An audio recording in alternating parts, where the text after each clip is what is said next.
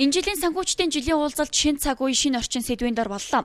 Энэ хүрээнд 3 нэгдсэн хилцүүлгийн дор мэргэжлийн байгууллагуудын ололт амжилт цаашид хийж хэрэгжүүлэх ажлын талаар ярилцлаа. Хуулийн бас одоо шинжилсэн орчинд бол манай Нэгтлэн бодгоор тэгэл аудитын салбар бол үйл ажиллагаагаа явуулнаа. За энэ бол урднаас одоо ямар онцлогтой вэ гэхээр зэрэг ерөнхийдөө бол энэ олон улсын стандарт дэлхийн нийтийн одоо энэ чиг хандлагатай бас мөр зэрэгцэх төрлөг одоо ойртуулах энэ чиглэл рүү бол нэлээд одоо хандуулсан ийм одоо өөрчлөлтүүд орсон. Монголын мэргэжсэн Нэгтлэн бодогчдын институтээс 2014 оноос хойш энэхүү уулзалтыг зохион байгуулж байна. Тус институтын 3800 гаруй мэргэжсэн Нэгтлэн бодогч гишүүд 120 гаруй аудитын байгууллагын төлөөлөл энэхүү хуралд оролцлоо. Жилийн уулзалт санхүүчдэд мэргэжлийн чиг баримжаа шинэ мэдээлэл өгдөг ач холбогдолтой тул оролцогчдын тооч нэмэгдэж байна. Энэ удаагийн уулзалтад нийслэлээс гадна Дархан уул, Төв, Дундгой, Багнуурын гишүүн мэргэжсэн Нэгтлэн бодогчид санхүүчид оролцсон юм а.